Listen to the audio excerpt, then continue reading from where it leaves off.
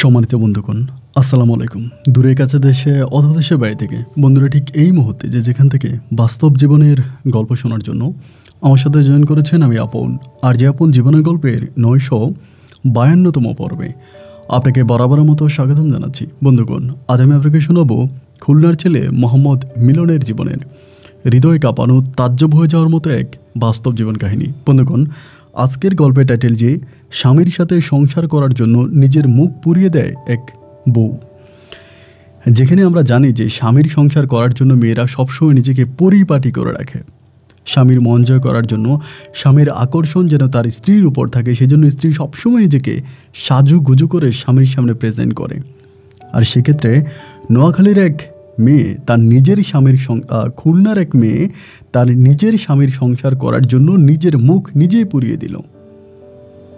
তবে কি তার সংসার টিকলো? তবে কি তার স্বামী শান্তি পেল? তবে কি সে সংসার জীবন এখন সুখে আছে? এই গল্পটাই আপনাদেরকে শোনাবো। তাজ্জব হয়ে যাওয়ার মতো এক বাস্তব জীবনের গল্প। আমি আশা করব শুরু থেকে শেষ পর্যন্ত খুবই সুন্দর চমৎকার গল্প জুড়ে আমার সাথেই থাকবেন এবং গল্প শেষে খুলনার মেয়ে এবং খুলনার ছেলেকে আপনার মতো করে একটা মন্তব্য কমেন্ট বক্সে লিখবেন। ধন্যবাদ সবাইকে। সম্মানিত বন্ধুগণ, আসসালামু আলাইকুম। আমার নাম মোহাম্মদ মিলন, আমার বাড়ি খুলনা। আমি আমার জীবনের গল্পটা শুরু করার শুরুতে আপনাদেরকে আমার পরিবারের বিষয়ে জানিয়ে রাখি। আমার পরিবারে আমি আছি, আমার বাবা আছে, মা আছে, তাছাড়া রয়েছে আমার ছোট 2টা ভাই।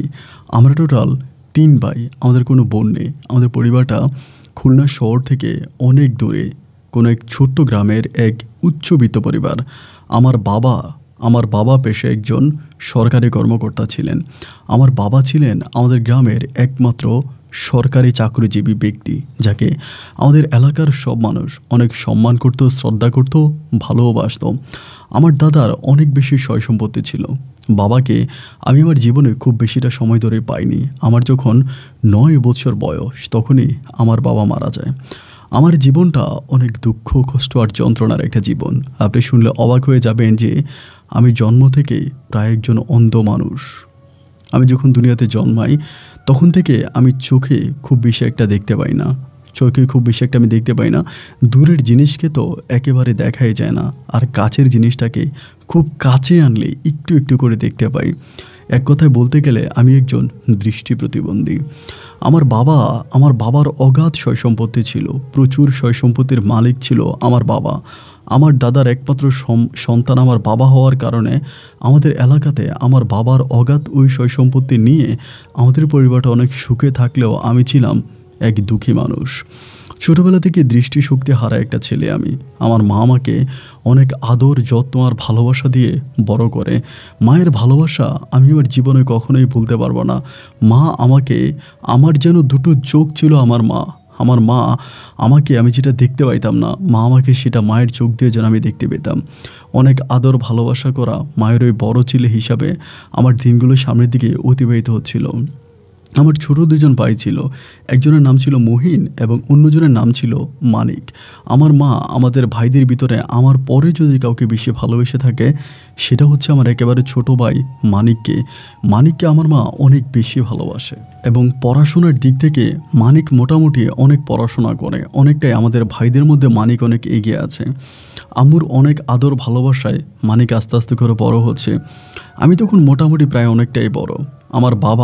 আমি যখন অনেকটাই বড় হয়ে পড়ি, আমার বাবা মৃত্যুর আগে আমার ভাইদেরকে বা আমাকে সয় সম্পত্তি ভাগ করে দিয়ে যায়। আমাদের নামে আব্বা উইল করে দিয়ে যায়, জায়গার সম্পত্তি আমাদের নামে বাবা ভাগ করে দিয়ে যায়। এবং বড় হবার পরে আমি অনেক বেশি সম্পত্তির মালিক হই। আমার বয়স প্রায় 19-এর কাছাকাছি। বেশিরভাগ সময় মাঠের পাশে মুক্ত বাতাসে বসে আমার সময়গুলো কাটতো। আমাদের এলাকাতে একমাত্র আমার কাছের মানুষ বলতে ছিল আমার ওই তাহের কাকা একজন দিনদার গরিব মানুষ। তিনি মাঠে ঘাটে ফসল ফলায় এবং খুবই পরিশ্রমিক একজন মানুষ। তাহের কাকার সাথে আমার অনেক মধুর একটা সম্পর্ক। তাহের কাকা আমার জমিগুলো চাষাবাদ করত। আমার যতগুলো জমি ছিল সবগুলো জমি তাহের কাকায় চাষাবাদ করত এবং চাষাবাদ করার পরে জমিতে যে পরিমাণের ফসল হতো অর্ধেক ফসল উনি নিজের ঘরে উঠাতো, আর বাকি অর্ধেক ফসল বিক্রি করে আমাকে নগদ টাকা দিয়ে দিত। আমার ছোট ভাই মহিন এবং মানিকের সম্পত্তি আমার মা একাই দেখাশোনা করত, আর আমার সম্পত্তি আমি নিজেই দেখতাম। এমন করে আমার শৈশবের দিনগুলো কাটে। আমি যখন তেমন করে আমি অনেকটাই বড় হই। আমাদের ভাইদের মাঝে অনেক ভাগাভাগি ছিল। বড় হয়ে যাওয়ার পরে আমার ভাইরা সব কিছু নিয়ে খুব ভাগাভাগি করতো, কিন্তু আমি যে টাকা ইনকাম করতাম, মানে জমি বর্গা দেওয়ার পরে যে পরিমাণের ফসল হতো, সেই ফসলের প্রায় সব টাকায় আমি আমার মায়ের হাতে তুলে দিতাম। আমি নিজের কাছে তেমন কোনো টাকা পয়সা রাখতাম না। মাকে আমি অনেক আদর করতাম, ভালোবাসতাম। আমার ভাইরা আমার মাকে যতটা ভালোবাসতো আমি তার চেয়ে অনেক বেশি ভালোবাসতাম। এরকম সময়গুলো কাটতে কাটতে একদিন বিকেলবেলা তাহের কাকা হঠাৎ করে খুব মন খারাপ করে আমার পাশে বসে আছে, একরকম কান্না করার মতো অবস্থা। আমি জিজ্ঞেস করলাম, কাকা কী হয়েছে, আপনি কান্না করতেছেন কেন, আপনার মন খারাপ কেন? কারণ আমার বাবার পরে যদি আমি কাউকে দুনিয়াতে ভালোবেসে থাকি, এই তাহের কাকাকে আমি অনেক ভালোবাসি। ওনার মন খারাপ থাকার পরে আমি জিজ্ঞেস করলাম যে কী হয়েছে, আপনার মন খারাপ কেন, আমাকে বলেন তো। আমাকে বলে, কি আর বলবো তোমারে বাবা, আমার মনটা খারাপ। ওনার একমাত্র মেয়ে, মানে একটাই মেয়ে ছিল, মেয়েটার নাম ছিল তারা ভানু। এবং তারা ভানু ছিল আমাদের এলাকায় সবচেয়ে সুন্দরী একটা মেয়ে। আমাদের এলাকাতে যত মেয়ে ছিল তারই মাঝে তারা ভানু দেখতে শুনতে যথেষ্ট পরিমাণে সুন্দরী ছিল। তো উনি বলে ওনার শ্বশুরবাড়ির অবস্থা কিন্তু ভালো। ভালো বলতে মানে আমার ওই তাহের কাকার শ্বশুর শাশুড়ি এবং তার শ্বশুরবাড়ি ছিল ঢাকাতে। তারা যদিও ভালো অবস্থানে ছিল না, ঢাকাতে ভাড়া থাকতো, তবে তারপরও ওনার যেই শালা ছিল, তাহের কাকার শালা মানে তারা ভানুর মামা, তিনি মোটামুটি বেসরকারি একটা জায়গায় খুব ভালো চাকরি করত। সেখানে তারা ভানু যখন এসএসসি পরীক্ষা দেয়, এসএসসি পরীক্ষা দেওয়ার পরে তারা ভানু খুব ভালো রেজাল্ট করে, অনেক ভালো রেজাল্ট করার পরে তারা ভানুর মামা তখন ঢাকা বিশ্ববিদ্যালয়, ঢাকা মেডিকেল কলেজে ডিএমসিতে, ঢাকা মেডিকেল সেন্টার থেকে তখন তারা ভানুর জন্য ফর্ম নেওয়া হয়, ভর্তির ফর্ম যেটাকে বলে। ফর্ম ফিল আপ করার পরে তারা ভানু সেখানে ভর্তি পরীক্ষা দেয়। এবং অবাক করা বিষয় হচ্ছে, ওই ভর্তি পরীক্ষা দেওয়ার পরে তারা ভানু সেই ঢাকা মেডিকেলে চান্স পায়। এটি ছিল আমাদের এলাকাতে একমাত্র মেয়ে যে কিনা ঢাকা মেডিকেলে ভর্তি হওয়ার সুযোগ পেয়েছে।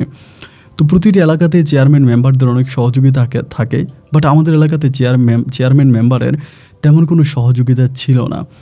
এবং তারা ভানু মেডিকেলে চান্স পাওয়ার পরে ওর মামার বাসাও মেডিকেল থেকে অনেক দূরে ছিল, ঢাকা মেডিকেল থেকে অনেক দূরে থাকার কারণে তখন তারা ভানুর বাবাকে বলল যে তারা ভানুকে যেন ঢাকার মেডিকেলের হোস্টেলে রাখা হয়।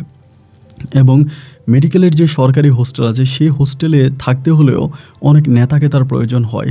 চাইলেই কোনো স্টুডেন্ট গ্রাম থেকে গিয়ে সে মেডিকেলের হোস্টেলে নাকি থাকতে পারে না, যেগুলো আমি আমার তাহের কাকার মুখ থেকে শুনতেছি। তো মেডিকেলের হোস্টেলে না থাকতে পারার কারণে তারা ভানুকে বাইরের কোনো একটা মেসে থেকে পড়াশোনা করতে হবে। আর বাইরের কোনো একটা মেসে থাকতে হলে তারা ভানুর অনেক টাকার প্রয়োজন, এবং শুধুমাত্র যে টাকার প্রয়োজন তাও না, আবার সেখানে অনেক সাপোর্টেরও প্রয়োজন আছে। তো তাহের কাকা তখন মনটা খুব ভেঙে ফেললো। উনি বলল, মাসে মাসে আমার অনেক টাকা দিতে হবে, আমার এই মেয়েকে ওখানে পড়াশোনা করাতে হলে আমি এখন কি করব? আমি তো হতদরিদ্র একজন কৃষক। আল্লাহ আমার মেয়েকে এমন একটা জায়গায় সুযোগ দিয়েছে, এই জায়গায় যদি আমার মেয়ে পড়াশোনা করে বের হতে পারে, তাহলে আমার মেয়ে বাংলাদেশের একজন ভালো ডাক্তার হবে। আমি তখন দৃষ্টি প্রতিবন্ধী একটা মানুষ, চোখে দেখতে পাই না। যে মানুষটা চোখেই দেখতে পায় না, তার জন্য তো দিন যেই রাত সেই, একই তো কথা। আমার তখন মনটা খুব খারাপ হয়ে গেল ওই তাহের কাকার কথা শুনে। আমি তখন বললাম যে কাকা, আমি আপনার জন্য কি করতে পারি? আমার তরফ থেকে কি আপনার জন্য কোনো সাহায্য আমি করতে পারি, আপনি আমাকে বলেন। তিনি আমাকে বলে, না রে বাবু, তুমি আর কি করবা, যদি পারো তুমি আমার জন্য দোয়া করো, আমি যাতে ঋণ ফিন করে কোনো রকমে হলেও আমার মেয়েটাকে আমি মেডিকেলে পড়াইতে পারি। আমার একমাত্র মেয়ে যদি ডাক্তার হয়ে গ্রামে ফিরে, তবে আমার মতো সুখ শান্তি, আমার মতো ভালোই দুনিয়াতে আর কেউ হতে পারবে না। এক কথা আমার ওই তাহের কাকার কথা শুনে আমার মনটা ভরে গেল। আমি বাড়িতে আসলাম। বাড়িতে আসার পরে বিষয়টা আমি বারবার চিন্তা করতেছি এটা যে আমার বাবার তো অনেক সয় সম্পত্তি। আমার বাবা আমার নামে যে সম্পত্তি লিখে দিয়েছে বা আমার ভাইদেরকে যা দিয়েছে, তাদের ভাইদের তুলনায় কিন্তু আব্বা আমাকে একটু বেশিয়ে দিয়েছে। আমাকে বেশি দিয়েছে এই কারণ আমি একজন দৃষ্টি প্রতিবন্ধী, আমি চোখে দেখতে পাই না। এই জন্য আমার বাবা আমাকে একটু সম্পত্তির ভাগটা একটু বেশি দিয়েছে ভাইদের তুলনায়। এই নিয়ে কিন্তু আমার ভাইরা আমার উপরে খুব রাগ। আমার ছোটো যে দুটো ভাই আছে, এরা কিন্তু আমার উপরে খুব রাগ, কেন আব্বা আমার নামে বেশি লিখে দিল। তো ওরা তো অতটা বড় হয়নি, তারপরেও ওদের ভিতরে হিংসাটা খুব বেশি কাজ করতেছে। তাহলে আমি চিন্তা করলাম যে কি করা যায়, মানে কি করতে পারি। এবং আমার কাছে তখন মনে হলো যে এই যে আমার সম্পত্তিগুলো আছে, আমার সম্পত্তিগুলো তো আমার কোনো কাজে আসবে না। যেহেতু আমি একজন অন্ধ মানুষ এবং আমি ওই সময় প্ল্যানিং করেছি আমার জীবনে আমি কখনো বিয়ে করব না। গ্রামের মানুষের সুখে দুঃখে গ্রামের মানুষের সাথে থেকে আমি আমার জীবনের বাকি সময়টা কাটাবো। আমি কখনো বিয়ে শাদী করব না, এরকম একটা প্ল্যানিংও তখন আমার মাথায় কাজ করতেছিল। এরই মাঝে চিন্তা করলাম আমার সম্পদগুলো তো কোনো কাজে আসবে না। দেখি না আমার সম্পদগুলোর কোনো কিছু করে হলেও এই তারা বানুকে আমি পড়াশোনা করাতে পারি কিনা। এবং এটা চিন্তা ভাবনা করে আমি তখন তাহের কাকার সাথে একদিন কথায় আলোচনায় বসি এবং আলোচনায় বসার পরে তিনি একই কথা বলল যে তিনি এখনও তার মেয়েকে ঢাকায় পাঠানোর মতো কোনো জোগাড় জবস্তি করতে পারে নাই এবং সেখানে ক্লাস অলরেডি শুরু হয়ে গেছে। আমি তখন তাহের কাকাকে বললাম যে কাকা, আমি একটা কাজ করি, আমার বাবার তো অনেক সম্পত্তি তিনি আমার নামে লিখে দিয়ে গেছে। আমি একজন দৃষ্টি প্রতিবন্ধী, চোখে দেখতে পাই না। একটা দৃষ্টিহীন মানুষ, একটা প্রতিবন্ধী মানুষ যে তার জীবনে কতটা কষ্ট পায়, কতটা দুঃখ পায়। বাথরুমে গেলে আমি ওই লোটাটা খুঁজে পাই না। অনেক সময় বাথরুমে আমি খুব কষ্ট করে আমি পরিষ্কার হয়ে আসি। তো কাকা, আপনার কাছে আমার একটা অনুরোধ, আমার যেহেতু অনেক সম্পত্তি আছে, আমি আমার সম্পত্তির কিছু অংশ বিক্রি করে আমি আপনাকে দিতে চাই এবং সেই টাকা দিয়ে তারা ভানুকে আপনি একজন ভালো ডাক্তার তৈরি করেন। তারা ভানু যদি ভালো একজন ডাক্তার হতে পারে তাহলে আমার মতো যে মানুষগুলো দৃষ্টি প্রতিবন্ধী, যে মানুষগুলো বিভিন্ন ধরনের সমস্যার সম্মুখীন হয়ে আছে, তাদের চিকিৎসা করবে তারা ভানু। এই জন্য আমি আপনাকে অনুরোধ করলাম, আমি আপনাকে আমার সম্পত্তির কিছু অংশ বিক্রি করে আপনাকে টাকা দিতে চাই। তাহের কাকা তখন আমারে বলল, মিলন, যদি তুমি দিতেই চাও তাহলে তোমার সম্পত্তি বিক্রি করে আমাকে টাকা দেওয়ার প্রয়োজন নাই। আর আমার মেয়েকে ঢাকা মেডিকেলে পড়ানোর জন্য তোমার সম্পত্তি বিক্রি করতে হবে না। যদি তুমি পারো আমার জন্য অন্তত এইটুকুন করো যে তুমি যদি পারো আমার কাছে তুমি যে জমিগুলো বর্গা দিয়ে রেখেছো, যে জমিগুলো আমি বর্গা দিতাম এবং বর্গা দেওয়ার পরে আমার জমিতে যে ফসলগুলো হতো সেই ফসল অর্ধেক আমি রেখে বাকি অর্ধেক বিক্রি করে তোমাকে টাকা দিতাম। তুমি যদি আমাকে এইটুকুন সাহায্য করো, আমি তোমার জমিগুলোই চাষাবাদ করব এবং এগুলোতে যে পরিমাণের ফসল হবে সেই ফসল আমি সম্পূর্ণ বিক্রি করব। যদি সামর্থ্য থাকে, যদি সাধ্য থাকে, আমি তোমাকে অল্প কিছু টাকা দিব আর বাকি টাকাগুলো দিয়ে আমি আমার মেয়েটাকে পড়াশোনা করাবো। আমার মেয়ে যদি এমবিবিএস ডাক্তার হয়ে যেতে পারে তাহলে তোমার কাছ থেকে নেওয়া প্রতিটা ঋণ আমি পরিশোধ করব। তুমি আমাকে যদি পারো অন্তত এই সুযোগটুকুন দাও। তাহের কাকার কথা শুনে আমি তখন ওনার মুখের দিকে তাকিয়ে রইলাম। আমি তখন বললাম, তাহলে কি আমাকে জমি বিক্রি করতে হবে না? তিনি আমাকে বলল, না, জমি বিক্রি করার কোনো প্রয়োজন নাই। তুমি যদি পারো এইটুকুন করো, তোমার ওই বর্গা জমি আমি পুরোপুরিভাবে ফসলগুলো বিক্রি করব, করে আমার মেয়েকে পড়াশোনা করাবো। আমার মেয়ে ডাক্তার হলে পরে তোমার ঋণ পরিশোধ করব। আমি তখন তাহের কাকাকে বললাম, যেখানে আমি জমি বিক্রি করার পরিকল্পনা করতেছি সেখানে আপনি আমার জমি বাঁচিয়ে রেখে এগুলোতে ফসল ফলে আপনার মেয়ের পড়াশোনার খরচ চালাবেন, এতে আমার কোনো অভিযোগ নাই। ঠিক আছে, আপনি এটা করেন। কিন্তু এরপরে এই জিনিসটা তখন আস্তে আস্তে করে মানুষের কানে কানে পৌঁছাতে শুরু হলো এবং আমার মাও তখন বিষয়টা জানতে পারলো। আমার মা যখন বিষয়টা জানতে পারলো, আমার যদি কোনো অভিযোগ নাই, কিন্তু আমি তো সবসময় তাহের কাকার থেকে টাকা এনে আমার মাকে দিই। কেন, আমার তো আর কোনো টাকা লাগে না। আমি একজন দৃষ্টি প্রতিবন্ধী মানুষ, একটা চাও খাই না, সিগারেটও খাই না। সবসময় সকালে গিয়ে মাঠের পাশে বসে থাকি, দুপুরে এসে খাবার খাই, বিকেলে আবার মাঠে গিয়ে বসে থাকি, গ্রামের মানুষের সাথে উঠি বসে চলাফেরা করি, এটাই তো আমার কাজ। সুতরাং সেখানে তো আমার টাকা পয়সার কোনো প্রয়োজন নাই, যার জন্য তাহের কাকার থেকে প্রতি সৃজনে টাকাই নিয়ে আমি আমার আম্মুর কাছে দিয়ে দিই।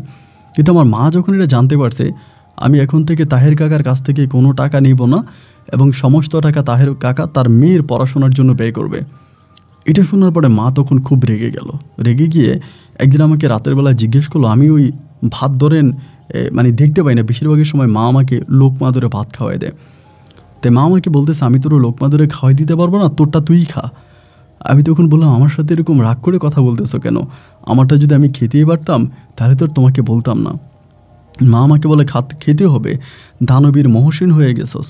তোর বাপে যদি তোকে জায়গায় সম্পত্তি না দিত তাহলে রাস্তার পাশে বসে আল্লাহ গো ভিক্ষা দেন বলে তোর জীবন কাটতো, ভিক্ষা করে তোর জীবন কাটতো। তুই একজন দৃষ্টি প্রতিবন্ধী, চোখে দেখতে পাস না, তুই কেন এরকম হাতেমতাই হয়ে গেলি? তুই কী কারণে তোর সম্পত্তির, তোর জায়গায় সম্পত্তি তুই সব কিছুই হচ্ছে তাহেরকে দিয়ে দিলি। তাহের তোর সম্পত্তি ভাগাভাগি করে তার মেয়েরে পড়াশোনা করাবে, এতে তোর লাভটা কী হবে? আমি তখন বললাম, মা গো, আমি তো দৃষ্টি প্রতিবন্ধী, চোখে দেখতে পাই না, আমার চোখে আলো নাই। মা, তুমি জানো না একটা অসুস্থ মানুষ, একটা প্রতিবন্ধী মানুষ, তার জীবনটা যে কত কষ্টে কাটে। আমার মা বলে, আমি তো তোকে বারবার বলছিলাম শহরে যা, চিকিৎসা কর, চোখের অপারেশন কর, করলি না কেন? আমি বললাম, আমার ইচ্ছে করতেছে না। ছোটোবেলা থেকে যেমন করে আছি তেমন করেই থাকতে আমার ভালো লাগে। চোখ কাটবে, অপারেশন করবে, এটা আমার কাছে অনেক ভয় লাগে মা, আমি এটা করতে পারবো না। যেমন আছি তেমনই থাকি। আমার মা বলে, তাহলে এত বড় বড় কথা বলতেছিস কেন? তুই কেন তাহেরকে তোর সম্পত্তি সব দিয়ে দিলি? কেন বললি যে তোর জমির ফসল হলে সেই সব নিয়ে যাবে, তোকে কিছুই দেবে না? আমি তখন বললাম, মা, আমার জমির ফসল বিক্রি করে যদি ওনার মেয়েটা MBBS ডাক্তার হতে পারে, তাহলে মা আমাদের জন্য কি একটা বড় পাওয়া না? আমার বাবার আত্মায় কি শান্তি পাবে না? আমার মা বলে, আমি কোনো কথা শুনতে চাই না। তুই তাহেরের কাছ থেকে আগে যেরকম ফসলের অর্ধেক নিতি, সেই অর্ধেক তোর এখনও নেওয়া লাগবে। আমি আম্মুর সাথে কোনো কথা বললাম না, এবং কোনো কথা না বলে আমি তখন চুপ থাকলাম। একটা সময় মাঠ থেকে ফসল আসলো। মাঠ থেকে ফসল আসার পরে তাহের কাকা তখন সমস্ত ফসলগুলো বিক্রি করলো। নিজে খাওয়ার মতো কিছু ফসল রেখে বাকি ফসলগুলো বিক্রি করে তিনি তখন ঢাকায় তার মেয়ের জন্য টাকা পাঠাইলো। যখন ঢাকায় তার মেয়ের জন্য টাকা পাঠাইলো, আমি তো স্ত্রীর জন্য আমার মাকে কোনো টাকা দিতে পারলাম না, এবং মাকে টাকা না দেওয়ার কারণে মা তখন রেগে মেগে একেবারে আগুন হয়ে গেল, এবং আমাকে তখন আমার ঘর থেকে বেরিয়ে করে দিল যে, তুই ঘর থেকে বেরিয়ে যা, তুই আমার ঘরে থাকবি না। যেহেতু তুই তোর সয় সম্পত্তি সবই তাহেরের নামে দিয়ে দিয়েছিস, তাহের তোর সম্পত্তি ভোগ করবে, তাহলে তাহের তোকে খাওয়াবে, তুই আর আমার ঘরে থাকবি না। একথা মা আমাকে রাগ করে ঘর থেকে বের করে দিল। আমি সারা দিনের অনাহার। বিকেলবেলা তাহের কাকা সহ মাঠে বসে আছি। খিদার জ্বালায় আমার তখন মুখ দিয়ে কথা বেরোচ্ছে না। তাহের কাকা তখন আমারে বলল, কী ব্যাপার মিলন, তুমি খাও নাই, কথা বলতে পারতেছো না, মুখটা অনেক শুকনা?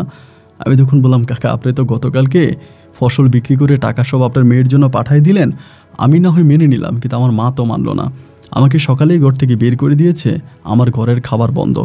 তিনি তখন আমাকে বললো, এটা কী ধরনের কথা, তোমার ঘরের খাবার বন্ধ? তুমি আমার সাথে চলো, তুমি আমার বাড়িতে খাবা। আমি বললাম, না না কাকা, প্রয়োজন নাই। উনি তখন আমাকে টেনে হেসড়ে ওনার বাড়িতে নিয়ে গেল, এবং ওনার বাড়িতে নিয়ে তাহের কাকার বউ তখন আমাকে নিজ হাতে খাওয়াই দিল, যেমন করে আমার মা আমাকে খাওয়াইতো। তো তাহের কাকার বউয়ের হাতের খাবার খাইলাম, খুব ভালো লাগলো। আমি 2 দিন ধরে ওনাদের বাড়িতে আছি।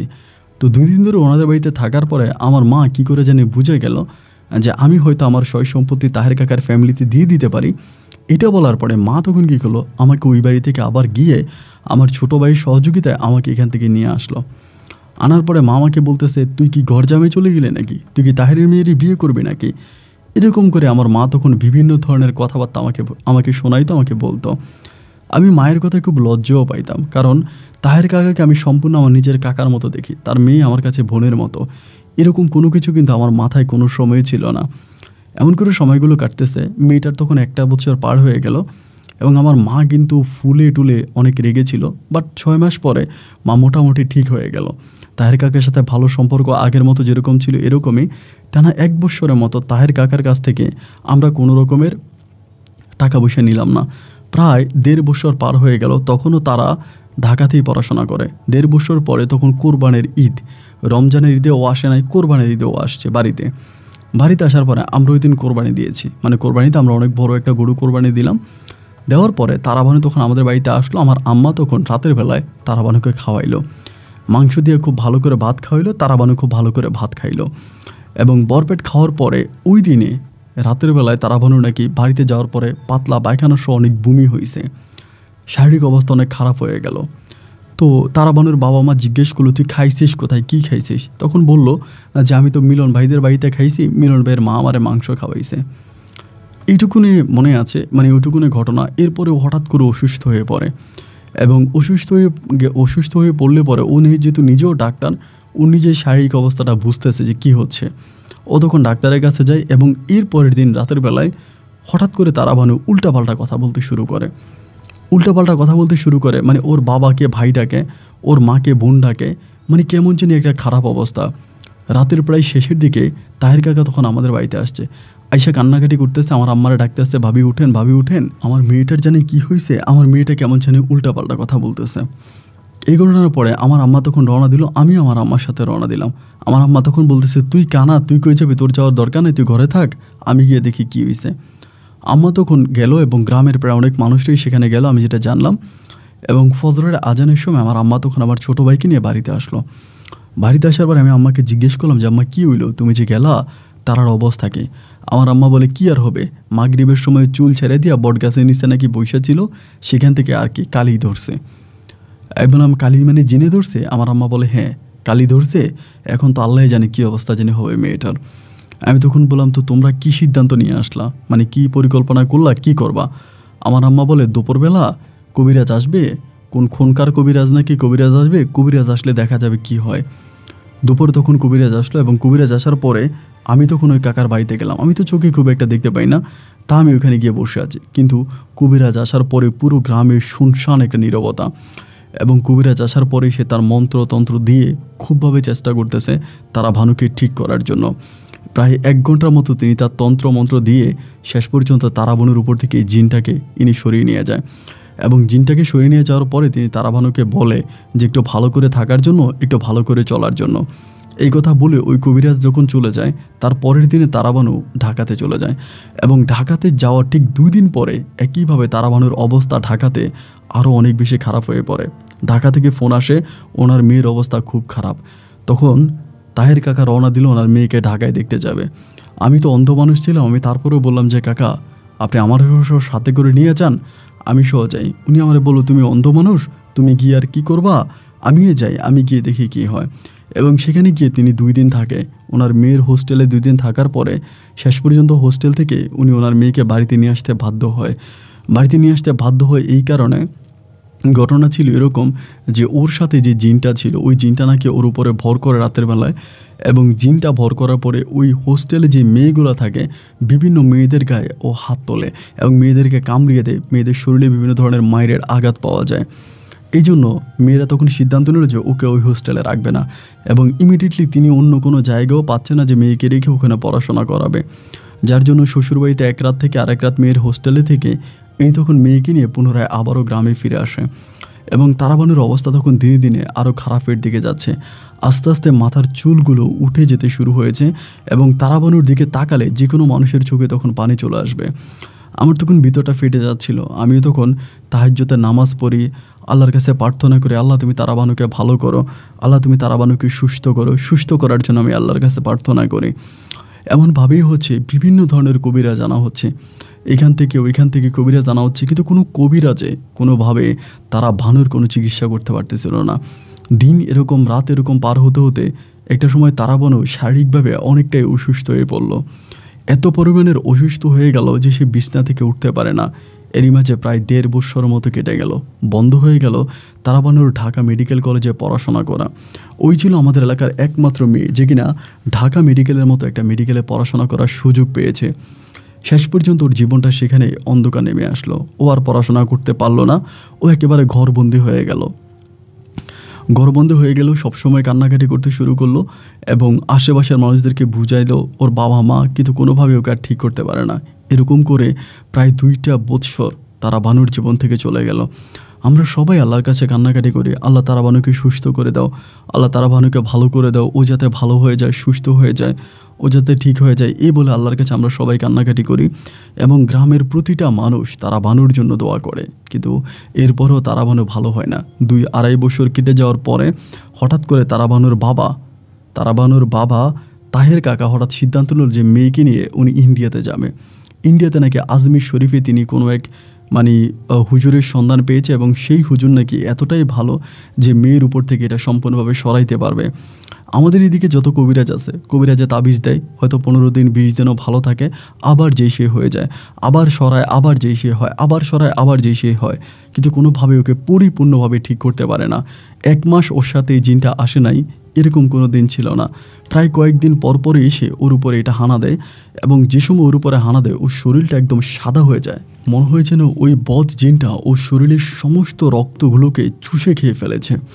মেয়েটা একদম সাদা হয়ে যায়, এরকম একটা অবস্থা হয়ে যায়। এত দেখতে শুনতে এত সুন্দরী একটা মেয়ে, উঁচে লম্বায়, যার মাথার চুলগুলো যেন পা পর্যন্ত পড়ে, এত মায়াবী চেহারার একটা মেয়ের জীবন যখন হঠাৎ করে এরকম বিষণ্ণতার দিকে যেতে শুরু হলো, সবাই তখন এই নিয়ে কান্নাকাটির টোল পড়ে গেল। এবার তাহের কাকা চিন্তা করলো মেয়েকে নিয়ে ইন্ডিয়াতে যাবে। তো আমি তখন সর্বপ্রথম আমার একটু জমি বিক্রি করি ওনাকে, ওনার মেয়েকে ইন্ডিয়াতে পাঠানোর জন্য। আমি 1 ঘন্টার মতো জমি বিক্রি করে আমি তখন তাহের কাকাকে টাকা দিই। এটাতেও কিন্তু আমার আম্মা আমার উপরে বিরোধ। আমি কেন টাকা দিয়ে তাহের কাকাকে আমি কেন টাকা দিলাম, এবং কেন তিনি তার মেয়েকে নিয়ে আজমির শরীফে গেল।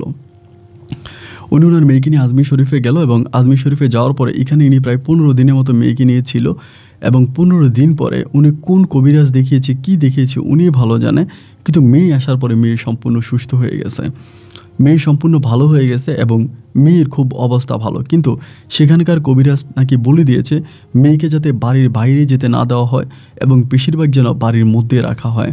তাহের কাকা তখন সিদ্ধান্ত নিল যে মেয়ে যে ঢাকা মেডিকেলে পড়াশোনা করত, এই পড়াশোনা তিনি সেখানেই সমাপ্তি করাই দিল। মেয়ের আর তিনি ঢাকাতে পাঠাইল না, যেহেতু ওনার একমাত্র মেয়ে। সেক্ষেত্রে তিনি মেয়ের অনেক যত্নাতি করতে শুরু করলো, মেয়ের খাতিল যত্ন করতে শুরু করলো, মেয়েকে বাড়ির মধ্যে রাখলো। এইভাবে কিছুদিন কেটে গেল, কিছুদিন বলতে প্রায় 2-2.5 মাস কেটে গেল এবং 2-2.5 মাস পরে হঠাৎ করে একইভাবে এই তারাবানু আগের মতো আগের পজিশনে আবার চলে গেল, আবার সেই খারাপ জিনের উপরে আক্রোশ করতে শুরু করলো এবং তিনি আবারও একইভাবে মেয়ে আগের মতো পাগলামি, যাকে পাচ্ছে তাকে দৌড়াইতেছে, নিজের কাপড় চোপড় খুলে ফেলতেছে এবং তার শরীর হঠাৎ করে সাদা হয়ে যেতে শুরু হয়েছে। তখন আবার সে একই অবস্থা। পরে তিনি আজমির শরীফের সেই হুজুরের সাথে আবারও যোগাযোগ করে ফোনের মাধ্যমে এবং যোগাযোগ করলে পরে সে আজমির শরীফের হুজুর নাকি তারাবানুর বাবাকে বলে দেয় যে আপনি একটা কাজ করেন, খুব দ্রুতই আপনার মেয়েটাকে একটা বিয়ে দিয়ে দেন।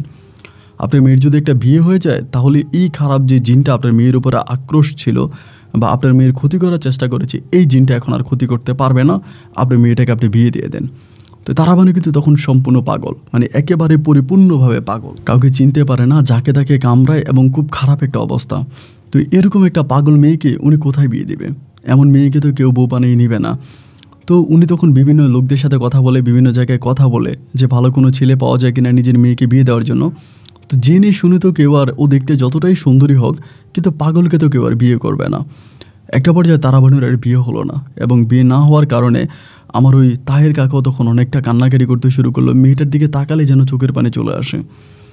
ভাই আমি কোনোদিনও তারাবানুকে ওই চোখে দেখি নাই, কিন্তু তারপরেও তাহের ভাইয়ের মুখের দিকে তাকায়া, তাহের কাকার মুখের দিকে তাকায়া ওনার মন খারাপ দেখে আমি তো সেদিন বলেই বসলাম যে কাকা, যদি অন্য কোথাও ছেলে না পান, আমি তো দৃষ্টি প্রতিবন্ধী অন্ধ মানুষ, আপনার পাগল মেয়েটারে আপনি আমার কাছে বিয়ে দেন, আমি বিয়ে করব। উনি আমার বলে কি বলো, তুমি আমার মেয়েরই বিয়ে করবা? এই বলো আমি তো কানা, এখন আপনি আমার কাছে বিয়ে দিবেন কি না জানি না, যদি বিয়ে দেন তাহলে আমি আপনার মেয়েকে বিয়ে করব। প্রয়োজনে আমি কি করব বলেন, আপনার মেয়ের জন্য আমি এটা করতে রাজি আছি। তো একটা জিনিস হয় না যে পছন্দ করে ভালোবেসে বিয়ে করা, তারা অনেকে কিন্তু আমার কখনো পছন্দ ছিল না, বা পছন্দ বলতে আমি তো চোখেই দেখতাম না। আর চোখে না দেখার পরও ভিতর থেকে যে একটা ভালোবাসার জন্ম হওয়া, তারাবানুর জন্য কিন্তু আমার এরকম ভিতরের কোনো ভালোবাসা কখনোই জন্ম হয় নাই। কিন্তু শুধুমাত্র তারাবানুকে আমি এই সমস্যা থেকে সমাধা করার জন্য, যেহেতু উনি কোথাও কোথাও কাউকে পাচ্ছে না, তো সেখানে আমি তখন রাজি হলাম যে ঠিক আছে আমি ওকে বিয়ে করব। এক পর্যায়ে আমার মা তখন এটা শোনার পরে একেবারে রেগে গেছে। রেগে গিয়ে মা আমাকে ডিরেক্টলি বলল আমি যাতে এই পরিবারে না থাকি, আমি যদি তারাবানুকে বিয়ে করে আমি যাতে সেই পরিবারেই চলে যাই এবং ওদের সাথে গিয়েই থাকি। আমি তখন চিন্তা করলাম যে তারাবানুকে ভালো করা ছাড়া, ভালো করার এই রাস্তা ছাড়া অন্য কোনো রাস্তা তো আর আমার কাছে খোলা নাই। এবং আমি তো এমনিতেই, আমার তো আসলে এমনিতেই বিয়ে শাদী করার কোনো প্ল্যানিং ছিল না, আমি কখনো বিয়ে শাদী করবো না এরকমই একটা প্ল্যানিংয়ের মধ্যে ছিলাম। তো সেই ক্ষেত্রে যদি তারাবানুর মতো একটা মেয়েরে আমি বিয়ে করে একটা নতুন জীবন দিতে পারি, একটা ভালো অবস্থানে নিয়ে যেতে পারি, তাহলে আর মন্দ কোথায়? আমি তখন বললাম যে ঠিক আছে আমি তখন বিয়ে করব। অনেক গ্রামবাসীরা আমার আম্মারে বুঝাইলো যে ঠিক আছে পাগলামি করো না, মানে ঠিক হয়ে যাবে। এমন করে অনেকে আমার আম্মাকে বুঝায় এবং সবার বুঝ মতে আমার আম্মা তখন আগের থেকে একটু ঠান্ডা হয়ে যায়, একটু ঠান্ডা হয় এবং আম্মা বলে আচ্ছা ঠিক আছে। আম্মা শেষ পর্যন্ত রাজি হয়। রাজি হওয়ার পরে তারাবানু ওই সময়ও কিন্তু পাগল থাকে, কিন্তু পাগল থাকলেও যেরকম পাগলামিটা সে খুব করতো না, একেবারে গম্ভীর হয়ে যেখানে বসার বসে থাকতো, খাবার দিলে খাচ্ছে, কেমন যেন একটা গম্ভীর হয়ে যায়। এর মাঝে তারাবানুর হাতে কিন্তু একটা তাবিজ এনে আপনার আজমির শরীফ থেকে তারাবানুর বাবা একটা তাবিজ এনে তারাবানুর হাতে পরাইয়ে দেয় এবং তাবিজটা পরাইয়ে দেওয়ার পর থেকে ও কিছুটা ঠান্ডা হয়ে যায়। আগের মতো খুব একটা পাগলামি করে না, খুব শান্তই হয়ে যায়। তবে পারিবারিকভাবে তখন হুজুর ডাকা হয়, হুজুর থেকে ওর সাথে আমার বিয়ে হয়। যদিও বিয়েতে তারাবানু কোথাও সিগনেচারও করে নাই, কোনো কবুলও বলে নাই, কিন্তু সামাজিকভাবে যখন মানুষ দেখলো ও পাগল, তখন সামাজিকভাবে ওর সাথে আমার বিয়ের কাজটা সম্পূর্ণ হলো। ওকে আমি বাসর ঘরে নিয়ে গেলাম। সত্যিকার অর্থে আমি তো অন্ধ মানুষ ছিলাম, আমাকে ওর বাবা ওর মা ধরে বাসর ঘরে দিয়ে আসলো এবং বাসর ঘরে যাওয়ার পর আমি তারাবানুর গায়ে হাত দিলাম। ওর শরীরটা একেবারে সাপের মতো ঠান্ডা ছিল, একেবারে ঠান্ডা ছিল সাপের মতো। আমার সাথে রাতের বেলায় ও কোনো ধরনের খারাপ ব্যবহার করে নাই। আমি ওর স্বামী ছিলাম, আমার প্রতি কোনো ধরনের খারাপ ব্যবহারও করে নাই। আমার বাসরঘরটা খুব সুন্দর করে কাটলো। কাটার পরে আমি এরপরের দিনে মিলাদ পড়াইলাম, খুব বড় করে এলাকাতে মিলাদ পড়াইলাম, তারাবানুর জন্য দোয়া চাইলাম। আলহামদুলিল্লাহ খুব বেশি দিন না, খুব বেশি দিন না, প্রায় মাসখানেকের ভিতরে তারাবানু আস্তে আস্তে করে অনেকটা ভালোর দিকে আসতে শুরু হলো। এক পর্যায়ে তারাবানু পরিপূর্ণভাবে ভালো হয়ে গেল, অনেকটাই ভালো হয়ে গেল এবং ওর ভিতরে ওই পাগলামি সাগলামি আর কোনো কিছুই নেই। আমার সাথে সংসার করতেছে, আমার আম্মার জন্য রান্নাবান্না করতেছে, ছোটো ভাইদের জন্য রান্নাবান্না করতেছে, মোটামুটি সব কিছুই পরিপূর্ণভাবে অনেকটাই ঠিক আছে। আমার একেবারে ছোটো যে ভাইটা আছে মানিক তখন কলেজে পড়তো। আমার বউ মানিককে পড়াইতো, মানে ও তো মানিকের চেয়ে একটু শিক্ষিত ছিল, এই জন্য মানিককে অনেকটাই পড়াইতো, মানিককে পড়াতো বা মানিকের প্রতি ওর একটা আলাদা টান ভালোবাসা ছিল। মানিককে লেখাপড়া করাইতো বা মানিকের পড়াশোনা ওই দেখতো, ও তো অনেক মেধাবী ছিল। এছাড়াও আমাদের গ্রামে আরও অনেকগুলো বাচ্চাদেরকে ও পড়াইতো, মানে প্রাইভেট পড়াইতো। আমি ওকে মানা করেছি করার জন্য, ও তারপরও প্রাইভেট পড়াইতো এবং সেখান থেকেও মোটামুটি কিছু টাকা পাইতো। ওই টাকা যে আমাদের গ্রামের অনেক মেয়েরা আছে যারা মোটামুটি মেধা ভালো কিন্তু পড়াশোনা করার সামর্থ্য নাই, ওদেরকে তখন তারাবানু টাকা দিত পড়াশোনা করার জন্য। এরকম করে সময়গুলো কাটতেছে, বাট ওর ঘরে কোনো সন্তানাদি হচ্ছে না, তারাবানুর ঘরে কোনো সন্তানাদি হয় না। অ্যান্ড 7 মাস পরে হঠাৎ করে আমার ছোটো ভাই মানিক নেশা করতে শুরু করে দিয়েছে। একেবারে আমার ছোটো যে ভাইটা আছে, মেজো ভাইয়ের নাম হচ্ছে মহিনের ছোটোটা মানিক নেশা করতে শুরু করে দিয়েছে। মানে নেশা করে বিভিন্ন ছেলেদের সাথে চলাফেরা করে, হঠাৎ তার পড়াশোনা বন্ধ। একটা উচ্ছৃঙ্খল জীবনের মধ্যেও তখন চলে গেল। যখন উচ্ছৃঙ্খল জীবনের মধ্যে চলে গেল তখন আম্মা আমার কাছে খুব কান্নাকাটি করতে শুরু করলো যে ওদের এরকম করতেছে। ওর নিয়ে আমাদের অনেক স্বপ্ন ছিল, ও অনেক মেধাবী ছিল। তো আমরা সবাই ভাবছিলাম যে ও আমার বাবা যেরকম একজন সরকারি চাকরিজীবী ছিল, ওই হয়তো একদিন সরকারি ভালো কোনো চাকরি পাবে, আমাদের পরিবারের মুখ উজ্জ্বল করবে, সবার কাছে অনেক ভালো পাবো, এরকম স্বপ্নটা আমাদের সবার মনে ছিল। কিন্তু হঠাৎ করে যখন এরকম পাগল হয়ে গেল, সবাই তখন খুব টেনশনে পড়ে গেলাম। কী ব্যাপার, এরকম হঠাৎ করে পাগল হয়ে গেল কেন, এখন কি করা যায়? মাও খুব টেনশন করে, মামারা, এলাকার লোকজন সবাই কিন্তু মানিককে অনেক পছন্দ করতো। এবার আমরা যেটা খবর পাইলাম, এবং এই খবরটা আমি আমার বউ তারাভানুর কাছে পাইলাম। তারাভানু আমাকে বলে মানিকের কোনো একটা মেয়ের সাথে সম্পর্ক ছিল এবং সেই মেয়েটার হঠাৎ করে বিয়ে হয়ে গেছে। আমি তখন বললাম তুমি কি বলো? বলে হ্যাঁ, ভাবি হিসাবে মাঝে মাঝেও আমার সাথে শেয়ার করতো যে মেয়েটাকে অনেক পছন্দ করে, মেয়েটাকে ও ভালোবাসে। এখন মেয়েটার বিয়ে হয়ে যাওয়ার পরেই ও মানসিকভাবে এরকম মানে পাগল হয়ে গেছে। আমি তখন বললাম যে আল্লাহ, এটা তুমি কি বলো, এখন কী করা যায়? এবং দিন যত সামনের দিকে যাচ্ছে মানিকের পাগলামি ঠিক ততটাই বাড়তেছে। ও রাস্তার মধ্যে মানুষের সাথে খারাপ ব্যবহার করে, নেশা করে এবং এক কথায় সোজা কথায় মদ খেয়ে অনেক রাতে ঘরে ফিরে। আমি দেখলাম যে আমার আম্মা মানসিকভাবে অনেকটা ভেঙে পড়েছে, কান্নাকাটি করতেছে। আমি তখন বললাম যে আমার বউকে আমি নিজেই বললাম, মানিক তো তোমার সাথে অনেক ভালো সম্পর্ক, বা তুমি যা বলো তোমার সব কথাই শোনে, তুমি পড়াশোনা করে, তোমার সাথে পড়াশোনা করে, তুমি তাকে একটু টাইম দাও না, ওকে একটু টাইম দিয়ে দেখো না ওকে ঠিক করতে পারো কি না। একইভাবে সেম কথা আমার আম্মাও বললো। আমার আম্মা আমাকে বললো যে তুই তোর বউরে বল না যাতে মানিককে একটু সময় দেয়, মানিকের সাথে একটু সময় দেইয়া যাতে মানিককে মোটামুটি ঠিক করার জন্য চেষ্টা করে। আমি তখন তারাকে বললাম, তারা বলে এটা কি ঠিক হবে? আমি ওর ভাবি হই। আমি বললাম সমস্যাটা কি, তুমি ওর সাথে থেকে ওকে বুঝিয়ে শুনে একটু ভালো রাস্তায় নিয়ে আসো না।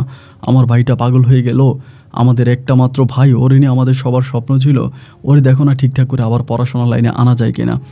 তো প্রথম দিকে তারা ওকে শাসন করতো যে তুই এটা কেন করবি, ওইটা কেন করবি, এভাবে করা ঠিক হবে না, ওভাবে করা ঠিক হবে না, এরকম করে ওকে খুবভাবে বুঝাইতো এবং বুঝাইতে একটা পর্যায়ে ও আস্তে আস্তে করে অনেকটাই ভালো হয়ে যায়। প্রায় মাসখানেকের ভিতরে ও কিছুটা ভালো হয়, মানে মোটামুটি ভালো হয়, 50% মতো ভালো হয়ে যায়। এবং আমার বউ তখন কী করলো, আমার বউ মানে আমাকে সহ তারা কুয়াকাটায় যাবে। আমার 2 ভাই মানিক আর আমার আম্মা, আমার বউ মিলে কুয়াকাটায় যাবে। তো তখনও কিন্তু মানিক মোটামুটি মানে অর্ধেক ভালো হয়ে যায়। পরে আমাকেও বললো, আমি তখন বললাম আমি কুয়াকাটায়, আমার কাছে যা, আমার গ্রাম আমার কাছে তা, আমি তো আর চোখে দেখতে পাই না, আমি কুয়াকাটায় গিয়ে কী করব? আমার কুয়াকাটার যাওয়ার প্রয়োজন নাই, তোমরাই যাও, তোমরাই ঘুরে আসো। এই কথা আমি আমার বউ তারাবানুকে বললাম। তারা তখন আমাকে বলতেছে এটা কোনো কথা, তুমি আমার স্বামী, তুমি যাবা না? আমি আমার দেবরদের সাথে, শাশুড়ির সাথে যাব। আমি তখন বললাম যাও না, সমস্যাটা কি, ঘুরে আসো, দেখে আসো, পরিস্থিতি পরিবেশ দেখে আসো, তোমার ভাল লাগবে। তুমি তো কখনোই বাসার বাইরে যাও না, বাসার বাইরে বেশি একটা থাকো না। তো ওই সময় কিন্তু তারাবানু সম্পূর্ণ সুস্থ, তার যে একটা জিনের যে সমস্যাটা ছিল ওই সমস্যাটা পরিপূর্ণভাবে কিন্তু সমাধা হয়ে গেল। পরে তারাবানু তখন গেল আমার ভাইয়ের সাথে, আমার ভাইদের সাথে, আমার আম্মার সাথে তখন আপনার কুয়াকাটায় গেল। তো তারা কুয়াকাটায় প্রায় 15 দিনের মতো ছিল। আমি বাড়িঘর পাহারা দিয়েছিলাম, আমাদের বাড়িতে একটা কাজের মহিলা ছিল, উনি সব কিছু দেখাশোনা করতেছে, আমরা সব কিছু ঠিক আছি। 15 দিন পরে আমার বউ তারাবানু আমার মা এবং আমার ছোটো ভাই মহিন সবাই মিলে তখন কুয়াকাটা থেকে আসছে। এবং কুয়াকাটা থেকে আসার পরে অনেক সময় রাতের 1টা বাজে হঠাৎ করে মানিক আমার বউকে ডাকে যে ভাবি উঠে আসেন, আপনার সাথে কথা আছে। আমার বউ তখন উঠে চলে যায়। তো এইভাবে মাঝে মাঝে আমার ভাইয়ের কাছেও যায় আসে এবং জিনিসগুলো আমার কাছে কেমন জানি একটু একটা সময় মানে খারাপ লাগতে শুরু হলো। প্রথম দিকে হয়তো অতটা খারাপ লাগে নাই, কিন্তু শেষের দিকে যখন রাত 2টা বাজে ডাইকে নিয়ে যায় এবং 2 ঘন্টা 3 ঘন্টা তারা কোথায় থাকে কী করে এসব তো আমি জানি না। আমার ভিতর তখন এক ধরনের খারাপ লাগা কাজ করতেছে বিষয়টাকে। তো এরকম করতে করতে মানিক তখন আপনার এই পরীক্ষা দিবে, ইন্টারমিডিয়েট পরীক্ষা দিবে। পরে আমি মারে বললাম যে মা এরকম রাত বেরাতে এই তারারে ডাইকে আনে মানিকে কেন, কী হয়েছে? আমার আম্মা বলো ও পড়তে বসে হয়তো কোনো একটা জায়গায় বুঝে না, কোনো একটা জায়গায় আটকায় যায়, এই জন্য তোর বউকে রাতের বেলায় ডাইকা তোর বউকে নিয়ে আসে, তোর বউকে নিয়ে আসা ও পড়ায়, মানে তোর বউয়ের কাছ থেকে পড়াটা নেয়। তাই আমি বললাম এভাবে সারা রাতে যদি ওরে জাগে, দিনের বেলায় ও কাজ করে এবং রাতের বেলায় যদি এরকমভাবে আমার ভাই যদি ওকে ডাকতে থাকে তাহলে ও ঘুমাবে কখন, রেস্ট করবে কখন?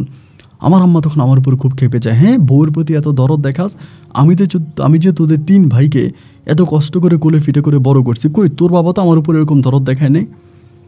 আমিও আর কোনো কিছু বলি না। এরই মাঝে আবার আমার আম্মা তাবিজ তোমার অনেক কিছুই দিতেছে তারাকে, যাতে তারার ঘরে সন্তানাদি হয়, সন্তান না হয়, হচ্ছে না কেন, এবং এটাও নাকি একটা জিনের সমস্যা। আমার আম্মা যেটা বললো যে ওই খারাপ জিনটার আক্রোশের কারণে সন্তান হবে না। তো যাই হোক, আল্লাহর উপরে তোয়াক্কা দিয়ে পড়ে আছি, আল্লাহ হয়তো সব কিছু ঠিক করবে, আল্লাহ হয়তো সব কিছু ভালো করবে। এরকম করে রাত বিরাতেও চলে যায়, এইভাবে ও তখন ইন্টারমিডিয়েট পরীক্ষা দিয়ে ফেললো। আমার ছোটো ভাই মানিক ইন্টার পরীক্ষা দিল। ইন্টার পরীক্ষা দেওয়ার পরে ওই তখন একটু গ্যাপ সময় আছে। এখন ইন্টার পরীক্ষা দেওয়ার পরেও ও তখন কীভাবে রাতের বেলা আমার বউকে ডাইকে নেয়। রাতের বেলা আইসা ভাবি উঠে আসেন, আপনার সাথে কথা আছে। আমার বউ তখন উঠে চলে যায়। তাহলে এইভাবে 1 দিন 2 দিন 3 দিন 4 দিন, একটা সময় আমি এটা নিতে পারলাম না।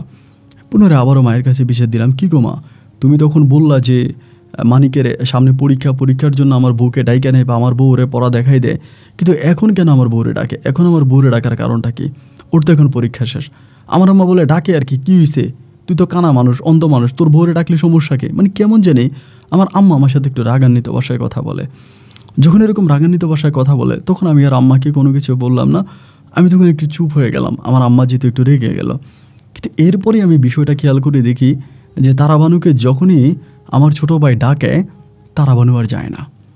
মাঝে মাঝে রাতের বেলায় আইসা বলে ভাবি উঠে আসেন, কথা আছে। তারাবানু তখন আর যায় না। অ্যান্ড এভাবে না যাওয়ার পরে সকালবেলা ও তারাবানুর সাথে খুব খারাপ ব্যবহার করে। আমি হয়তো চোখে দেখতে পাই না, কিন্তু কানে তো শুনি মানিক খুব খারাপ ব্যবহার করে। এই আপনাকে ডাকলাম, আপনি আসলেন না কেন আসলেন না, রাতে দরজা খুললেন না কেন, কী হয়েছে? এইভাবে 1 দিন 2 দিন 3 দিন 4 দিন কেটে যায়। একটা পর্যায়ে আমি মানিকের উপরে ঢেকে যাই, তোর সমস্যা কি, তুই এইভাবে তোর ভাবির সাথে খারাপ ব্যবহার করিস কেন? ও তখন চুপ হয়ে যায়। আমি তারাকে জিজ্ঞেস করি যে ভাই যদি ডাকে তুমি যাও না কেন? ও বলে কেন আমি এত রাতে তোমার ভাইয়ের কাছে যাব, আমার কোনো প্রয়োজন আছে, আমার স্বামী আছে না? এরকমভাবে কয়েকদিন কেটে গেল। একটা সময় ও তখন আবার ইউনিভার্সিটিতে ভর্তি হয়েছে। ইউনিভার্সিটি বলতে মানে আমাদের এলাকাতে একটা ডিগ্রি কলেজেও ভর্তি হয়েছে। ভর্তি হওয়ার পরে ও তখন করলো কি, রাতের বেলায় আমার বউকে একদিন রাতে ডাকতেছে, শুক্রবারের রাতে, বৃষ্টি হচ্ছে, চারদিকে বৃষ্টি হচ্ছে। তো বৃষ্টির রাতের বেলা আমরা যেহেতু একই ঘরে থাকতাম, ধরেন আমার একটা রুম, ভাইয়ের একটা রুম, মায়ের একটা রুম, এরকম রুম আলাদা, আমার রুমে আমি বউ নিয়ে আছি। ওইসা ডাকা শুরু করছে, এভাবে বৃষ্টি পড়তেছে, দরজা খোলেন। ও তখন ভিতর থেকে বলতেছে আমি দরজা খুলবো কেন, বৃষ্টি বললে বাইরে বৃষ্টি পড়ে, আমার কি? পরে বলতেছে আমার ঘুম আসতেছে না, আপনি আসেন। এটা বলার পর আমি তখন বললাম এই মানিক তুই রুমে যা, কেন তোর ঘুম আসবে না, তুই রুমে যা। ওই তখন কী করলো, দরজা লাথি দিতে শুরু করলো। টিনের ঘর ছিল তো, দরজা লাথি দেওয়ার শুরু করছে। আমি তখন উঠে দরজা খুলছি। খোলার পর আমার বউ চিৎকার করতেছে। আমি চোখে ঝাপসা যতটুকু দেখতে পেলাম ও আমার বউর হাত ধরে টানাটানি করতে শুরু করছে। আমি তখন মা গো বলে চিৎকার করে ডাকলাম। মা তখন দৌড়ে উঠে আসলো, এই কী হয়েছে? আমি বললাম মা দেখো তোমার ছেলে কী করতেছে, মানিক কী করতেছে। আমার বউ তখন ওর কাছ থেকে সরে যাচ্ছে। মা আসার পরে মানিক তখন হাত ছেড়ে দিল, মনে হলো এবার মা উল্টে এসে আমার উপরে গরম হয়ে গেল, ওর উপরে গরম হয়ে গেল। হ্যাঁ আমার ছেলে ডাকছে, একটু আসলে সমস্যা কি, একটু গেলে ওর সাথে সমস্যা কি, কী হয়েছে, ওরই তো দেবর, গেলে কী হয়েছে? উল্টা তারার উপরে আমার আম্মা প্রচুর পরিমাণের গালাগালি, অপদত্ত খারাপ ভাষায় কথা বলতেছে। তারা আমার পাশে এসে কান্নাকাটি করতেছে। সকালবেলা তারা উঠে ডিরেক্টলি ওর বাড়িতে চলে গেছে, ওদের গ্রাম ওদের বাসায় চলে গেছে। আমার আম্মা তখন আমার সাথে অনেক দুর্ব্যবহার করতেছে। কেন এই ছেলের বউ, তোর বউ কীভাবে আমাদেরকে কাউকে কোনো কিছু না বলে এইভাবে চলে গেল? এভাবে তো একটা মেয়ে চলে যেতে পারে না, কেন গেল, কী কারণে গেল, কাকে জিজ্ঞেস করে গেল? মানে আমার আম্মার ওই দুর্ব্যবহার, খারাপ ব্যবহার এটা কন্টিনিউয়াসলি হয়ে যাচ্ছে। কোনোভাবে আম্মাকে বুঝাতে পারলাম না যে আম্মাও গেছে, ঠিক আছে সমস্যা নাই, বিকেলে আমি গিয়ে নিয়ে আসবো। বিকেলে আমি গেছি, যাওয়ার পর আমি তারাবানুরে বললাম যে কী হয়েছে, তুমি রাগ করে কেন চলে আসলো? ও আমাকে বললো তুমি কি ছোট মানুষ, তুমি কি কোনো কিছুই বুঝো না? আমি তখন বললাম আমি কি বুঝবো, তুমি আমাকে কি বুঝাতে চাচ্ছ, তুমি আমাকে বলো। ও আমাকে বলে রাতের বেলায় তোমার ভাই আমাকে কেন নিয়ে যেতে চায়? তোমার ভাই ভার্সিটিতে পড়া একটা ছেলে, ও রাতের বেলায় কেন আমার হাত ধরে টানাটানি করবে, কেন আমাকে ওর রুমে নিয়ে যেতে চাইবে, এটা কি তুমি বুঝো না? আমি তখন বললাম তারা তুমি আমাকে বুঝিয়ে বলো ঘটনাটা কি। তারা তখন আমাকে বললো যে আমার ভাই ওর সাথে শারীরিক সম্পর্ক করার চেষ্টা করে এবং বিভিন্ন দিন ওকে এরভাবে হেনস্থা করেছে। এটা বলে তখন কান্না করে দিল। আমি তখন বললাম তো এটা তুমি আমাকে আগে বলবা না, এটা আগে তোমাকে মানে আমাকে বলা উচিত ছিল না? তো আমাকে বললাম আমি কী করবো বলো, আমি তো আসলে চাচ্ছিলাম না তোমাকে বলার জন্য, যেহেতু তোমাদের ভাইদের বিষয় না বলে আমি তোমাকে বলেই জিনিসটা সমাধান করতে চাচ্ছিলাম না। আমি চাচ্ছিলাম যে হয়তো এমনি সব কিছু ঠিক হয়ে যাবে, কিন্তু এটা তো আর হচ্ছে না। পরে আমি বললাম আজকে কি তুমি যাবো? বলে না, আজকে রাতটা তুমি আমাদের বাসায় থাকো, কালকে সকালে যাব। তো ওই রাতে আমি তারার সাথে ওদের বাড়িতে ছিলাম। পরের দিন সকালবেলা আমি তারাকে নিয়ে তখন বাড়িতে আবার ফিরলাম। বাড়িতে ফেরার পর আমার আম্মাও তখন মুখ ফুলিয়ে আছে, এরকম একটা অবস্থা। দুপুরবেলা আমার ছোটো ভাই খাবার খেতে গিয়ে, মানে তারাবানু কিন্তু সকালে আমার সাথে এসে রান্নাবান্না করছে।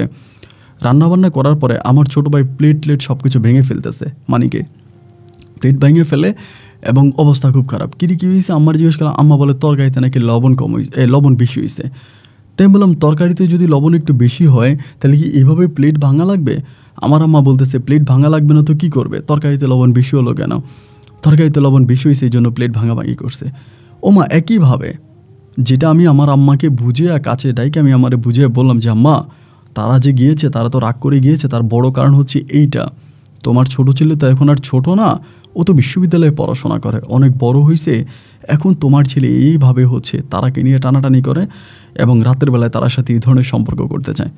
আমার আম্মা বলে আস্তাগফিরুল্লাহ নাউজুবিল্লাহ, তোদের ভাইদের মাঝে গণ্ডগোল লাগানোর জন্য, ঝামেলা লাগার জন্য এই মেয়ে মিথ্যা বলতেছে, এই মেয়ে একটা খারাপ লুবি একটা মেয়ে, এটা ওইটা আম্মা অনেক কথাই বলে। আমি আম্মাকে বুঝেছি আম্মা এরকম কথা বললো না, তারা আমাকে যেটা বলছে তারা আমাকে বুঝিয়ে শুনিয়ে কথাটা বলেছে না। আম্মু আমার সাথে খুবই দুর্ব্যবহার করলো। একইভাবে আমার ছোটো ভাই, মানে ধরেন আমি আর আমার বউ বসে আছে, আমি তো ভাই চোখে খুব একটা দেখতে পাই না, আমার ছোটো ভাই আসছে, আমার বউ তখন আউ করে চিৎকার দিয়ে উঠছে, এই চিৎকার দিয়ে গালাগালি করতেছে, সুরে বাচ্চা তুই আমার গায়ে হাত দিলি কেন, এখানে ধরলি কেন, এটা ওইটা। আমি যখন জিজ্ঞেস কী হয়েছে, তারা বলে তোমার ভাই আমার অমুক জায়গায় হাত দিছে, এটা করছে ওইটা করছে। কী করবো ভাই, আমি অন্ধ মানুষ, আমি তো এটার কোনো বিচারও করতে পারি না। মানে কোনো কিছু যে আমি করব বা কিছু একটা যে আমি করব না করব ওইগুলো আমি কোনো কিছু বুঝতে পারি না। এরকম করতে করতে ছোটো ভাই আগের মতো আবারও পাগলামি, ধরেন কথা নয় বার্তা নয়, হুট করে আমার রুমে আসে, আমার বউর সাথে এইটা ওইটা যা যা করে দরকার তাতা করে। আমার বউ আর এসব মেনে নিতে পারতেছিল না। একটা বার জবাব বলে আমি আর এই সংসার করব না, আমি এখান থেকে চলে যাব, তুমি আমার সাথে চলো, আমি এই পরিবার থেকে চলে যাব। এবং ওই সময় আমার ছোটো ভাইয়ের অবস্থা এতটাই খারাপ হয়ে গেছে, ও পড়াশোনাও ছেড়ে দিছে, মানে আমার বউরে ছাড়া ও আর কোনো কিছুই বোঝে না। একবার যে আমি তখন মারে বললাম যে মা, যেহেতু তোমার ছোটো ছেলে এরকমই করতেছে, আমি আর তারা এই পরিবারে থাকবো না, আমরা এই পরিবার থেকে চলে যাব। মা তখন আমাকে বলে দেখ বাবা, আজকে তোরা একটা কথা বললি, আমি জানি না তুই আমার কথাটা শুনবি কি না, তুই আমার কথা রাখবি না, তুই যদি চলে যাস তাহলে তো বাবা আমি তোর আটকাইতে পারবো না, তুই চলে যা। তবে বাবা মা হিসাবে তোর কাছে আমার একটা আজকে আবদার, আশা করি তুই আমার আবদারটা রাখবি। আমি তখন বললাম যে কী আবদার মা তুমি রাখবা? মা আমাকে বলে তুই তো চোখে দেখতে পাস না, তুই তো দৃষ্টি প্রতিবন্ধী এবং তোর বউটার করে কোনো সন্তানাদিও হয় না। আমার ছোট ছেলেটার অনেক স্বপ্ন, তার আমি পড়াশোনা করে মানুষের মতো মানুষ করব। এখন আমার ছোট ছেলে, মানে বলতে আমার খারাপ লাগে, মানিক আমার বউকে বিয়ে করতে চায়। এটা ডিরেক্টলি আমার মাকে বলছে যে ভাবিরে আমি বিয়ে করব, ভাবিরে যদি আমি না পাই তাহলে আমি আত্মহত্যা করব। এবং মানিক এত পরিমাণের জিদি এবং রাগী একটা ছেলে, ও যা বলবো তাই করবে। আমার আম্মা বলে ও জানোস 2 বার হাত কাটছে তোর বউয়ের জন্য, আমি এটা তোরে বলি নাই, তোর মনে কষ্ট যাবে। বাবারে এখন তুই যদি তোর বউরে না পাস তাহলে তো তুই মরে যাবি না, কিন্তু মানিক যদি তোর বউরে না পায় তাহলে কিন্তু সে আত্মহত্যা করবে। এবং সে খুব খারাপ স্টেপ নিয়েছে, যদি তুই তার কাছে তোর বউরে না দেস সে তোর বউকে উঠাইয়া হইলেও নিয়ে যাবে, তোর বউকে উঠাইয়া নিয়ে হইলেও সে তোর বউ সর্বনাশ করবে, তোর বউর ক্ষতি করবে। এই মেয়ে যদি তার বাপের বাড়িতেও চলে যায় সেখান থেকেও মানিক লোকজন লাগে ওই মেয়েটার উঠে নিয়ে মেয়েটার ক্ষতি করবে। তাই ক্ষতি করার দরকার নাই, তুই তোর বউটাকে ছেড়ে দে, মানিক তোর বউরে বিয়ে করুক। বললো মা এটা তুমি কী ধরনের কথা বললা? ও ও আমার বিবাহিতা বউ। মা বলে, হ্যাঁ, তুই কি মেয়েটার ভালো চাস না? যদি তুই মেয়েটার ভালো চাস, যদি তুই মানিকের ভালো চাস, যদি তুই আমাকে মা বলে গণ্য করিস, যদি মনে করিস যে ছোটোবেলা থেকে আজ এতগুলো বছর বিয়ের আগ পর্যন্ত আমি তোকে নিজ হাতে খাওয়াইছি, নিজের কোলে ঘুম পাড়াইছি, আমি তোকে 10 মাস 10 দিন পেটে ধরেছি, যদি এটা তুই মাইনে থাকিস, তাহলে বাবা তুই তোর ছোটো ভাইয়ের মুখের দিকে তাকায়া এই অনুরোধটা তুই মায়ের রাখ, তুই চোখটা বন্ধ করে সব কিছু মেনে নে। আমি বললাম, মা এটা কীভাবে সম্ভব? এটা কিভাবে সম্ভব? মা বলে, বাবা রে, তোর কাছে আমার আকুল আবেদন, বাবা তুই মানা করিস না। রাতের বেলা যখন আমি তারার সাথে শুয়ে আছি, আমি তখন চিন্তা করতেছি আমি কি করব। আমার মায়ের কথা শোনা যদি আমি না শুনি, আমার ছোটো ভাই আমার সামনে আমার বউকে নিয়ে দর্শন করবে। আমি পারবো না আমার ছোটো ভাইয়ের নামে থানায় গিয়ে মামলা করতে, আমি পারবো না আমার মায়ের বিপক্ষে গিয়ে কোনো কাজ করতে। আমি তখন নিরুপায় হয়ে গেলাম। একটা সময় হঠাৎ করে আমার মাথায় এই চিন্তা আসলো, আমি তো চোখে দেখতে পাই না, আমি একটা দৃষ্টি প্রতিবন্ধী, আমি চোখ হারানো একটা মানুষ। আমার তারার ঘরে কোনো সন্তানাদি হয় না। ডাক্তারের সাথে আলোচনা করার পর যেটা বোঝা গেল, সমস্যাটা আমার। এটা আমি আমার মাকে বলিও নাই। আমার সমস্যার কারণেই আমার বউয়ের ঘরে সন্তান হয় না। আমি চিন্তা করলাম, আমি তারার সাথে থেকে আমি তো কোনোদিন তারাকে মা বানাতে পারবো না। আমি তারার সাথে থেকে কোনোদিন তারার সাথে কোথাও মুক্ত বাতাসে ঘুরতে যেতে পারি না, সমুদ্রের পাড়ে হাঁটতে পারি না, বনে জঙ্গলে ঘুরে বেড়াতে পারি না, পাহাড়ের উপর উঠে মুক্ত আকাশে আমি ওকে নিয়ে নিঃশ্বাস নিতে পারি না। আমি তো একটা দৃষ্টি প্রতিবন্ধী। কিন্তু আমার ছোটো ভাই মানিক তো আল্লাহ তাকে দুটো চোখ দিয়েছে, দেখতে শুনতে ভালো এবং শিক্ষিত, সেম প্রায় তারার বয়সী। আমি তাহলে একটা কাজ করি না, আমি তারাকে ছেড়ে দিই। আর আমি যদি তারাকে ছেড়ে দিই, তাহলে একসাথে আমার ছোটো ভাই একটা রঙিন জীবন পাবে। আমার ছোটো ভাই তার পড়াশোনা ঠিকঠাক মতো করবে এবং তারাও একটা ভালো স্বামী পাবে, যেই স্বামী কিনা তারাকে নিয়ে সব কিছুই করতে পারবে। আমি তো আসলে তারাকে কোনো কিছুই দিতে পারি না, তারা তো আমার কাছ থেকে কোনো কিছুই পায় না। এই সব কিছু চিন্তা করলাম। আবার আমি এটাও চিন্তা করলাম, আমি আজকে না হয় রাগের বশবর্তী হয়ে আমার বউকে আটকে রাখবো, তবে কয়দিন, আজ হোক কাল হোক, ঠিকই আমার ছোটো ভাই আমার সামনে আমার বউকে দর্শন করবে, আমি কিছুই করতে পারবো না। সকালবেলা আমি তখন আম্মাকে ডাইকা বললাম, আম্মা তুমি যে কথাটা বলতেছো এটা কি ঠিক বলতেছো? আমার আম্মা বলে, দেখ, অলরেডি তোর ছোটো ভাই এলাকার কিছু লোকজনের সাথে কথাবার্তা বলেও ফেলছে, এলাকার ওই লোকজনকে ধরে তোর বউকে সে উঠাই নিয়ে যাবে। আমি তখন কিছুই করতে পারবো না। তখন এলাকাতে আরেকটা বদনাম হবে যে ছোটো ভাইয়ের বউকে, বড় ভাইয়ের বউকে ছোটো ভাই উঠাই নিয়ে গেছে। এই মেয়েটারও বদনাম হবে, তার বাবা মায়েরও বদনাম হবে, তোরও বদনাম হবে। এখনও সময় আছে, তুই এটা কর। আমি তখন বললাম, তাহলে মা তুমি আমাকে কি করতে বলো? মা আমাকে বলে, তুই তোর খায়রুল খালাদের বাড়িতে চলে যা। আমার খায়রুল খালাদের বাড়ি অনেক দূরে, যশোরে। আমাকে বলে, তুই ওখানে চলে যা, তুই কোনো কিছু বলার প্রয়োজন নাই, তুই চলে যা, এরপর আমি সব ম্যানেজ করব। আমি তখন বললাম, আমি চলে গেলেই কি তারা আমার ছোটো ভাইকে বিয়ে করে ফেলবে? আমার মা বলে, তুই চলে যা, বাকি সব আমি দেখতেছি, তুই এটা নিয়ে চিন্তা করিস না, বাবা না ভালো, তুই চলে যা। আমি তখন মারে বললাম যে, ঠিক আছে মা, তুমি যদি এরকম করেই বলতেছো বা এরকম করেই তুমি বলছো, তো ঠিক আছে, কি আর করা, আমি তাহলে চলে যাব। তো আমি কিন্তু তারাকে কোনো কিছুই বলি নাই বা তারাকে কোনো কথাও বলি না। আমি তো ভাই অন্ধ মানুষ, আমার বউ যে দেখতে কেমন সুন্দর, আমি তো সেই সুন্দরটাও দেখতে পাই না। আমার ছোটো ভাই দেখবে, আমার ছোটো ভাই তার সাথে সংসার করবে, এটা মনে করে আমি ওই রাতটা আমার বউর সাথে ছিলাম। ওই রাতও আমার ছোটো ভাই অনেক ঝামেলা করছে আমার বউর উঠে নেওয়ার জন্য ঘর থেকে। আমার মা আমার ছোটো ভাইয়ের বুঝাইছে, তুই পাগলামি করিস না, তুই এরকম করিস না, তোর ভাইয়ের সাথে কথা হয়েছে, তোর ভাই ছেড়ে দেবে। এর পরের দিন দুপুরবেলা আমি আস্তে আস্তে বাড়ি থেকে বেরোইছি, মাও বোরকা গায়ে দিয়ে বেরোইছে। মা আর আমি তখন একসাথেই চলে গেলাম আমার ওই খায়রুল খালার বাড়ির উদ্দেশ্যে। তখন পর্যন্ত কিন্তু তার সাথে আমার কোনো কথাবার্তা নেই। আমার কাছে কিন্তু কোনো মোবাইল ফোনও নাই, কারণ আমি মোবাইল চালাইতেও পারি না। বাটনওয়ালা একটা ফোন আমার কাছে ছিল, বাট এটাও এখন আর চালাচ্ছি না। মাকে নিয়ে আমি তখন বাসে করে বুঝতে পারলাম যে বাসের জানালার পাশে আমি বসছি। ভাই বিশ্বাস করবে কিনা জানি না, বাসের ওই জানালার পাশে বসলাম, বাতাসে আমার চোখের পানিগুলো আমার মায়ের গায়ে গিয়ে পড়তেছে। আমার মা আমারে বলতেছে, কিরে বাইরে কি বৃষ্টি হচ্ছে নাকি, পানি আসতেছে? আমার মা তখনও বুঝে নাই যে আমার চোখের পানিগুলো আমার মায়ের গায়ে পড়তেছে। আমি দেখি নাই কখনো আমার তারাভানু দেখতে কতটা সুন্দর, কিন্তু আমি তো আমার তারাভানুর সাথে সংসার করেছি, তাকে বুকে জড়িয়ে ধরে ঘুমিয়েছি, ও আমাকে লোকমা ধরে খাইয়েছে, আমাকে গোসল করিয়েছে, আমাকে এত আদর করেছে, যত্ন করেছে। সেই বউটাকে এরকম একটা জীবনে রেখে আমি চলে যাচ্ছি। আবার চিন্তা করছি আমার থেকেও তো ভালো থাকবে, ভালো থাকুক, আমার ছোট ভাই ভালো থাকুক, তারা আল্লাহ যেহেতু অন্ধ করে দুনিয়াতে আমায় পাঠাইছে, আমার তেমন করে জীবন কাটুক। একবার যে আমি তখন আমার ওই খালার বাড়িতে চলে গেলাম। আমার মা আমার খালাকে আগ থেকেই সব বলে রাখছে। খালার বাড়িতে আমি তখন থেকে গেলাম। বাড়িতে কি হইল না হইল আমি আর কোনো কিছুর খবর পাইলাম না। এইভাবে প্রায় একদিন 2 দিন নয়, পুরো 3টা মাস আমি আমার খালার বাড়িতে পড়ে আছি। 3 মাস পরে আমি হঠাৎ করে খবর পেলাম আমার খালার মাধ্যমে। খালা বলতে চাই নাই, কিন্তু কথায় কথায় আমার খালুর সাথে কথায় কথায় বলে ফেললো আমার তারা নাকি মুখ পুড়ে গেছে, আমার তারার নাকি মুখ পুড়ে গেছে। এটা জানার পরে তখন আমার খুব কষ্ট হলো যে কী ব্যাপার, তারার মুখ পুড়ে গেছে, ঘটনা কি? পরে জানতে পারলাম, খালারে খুব বলে ধরলাম যে খালা আপনি মিথ্যা বললেন না, আপনি 2টা পায়ে ধরে আপনি আমার কাছে সত্য কথা বলেন, আপনি মিথ্যা বলেন না, কী হয়েছে?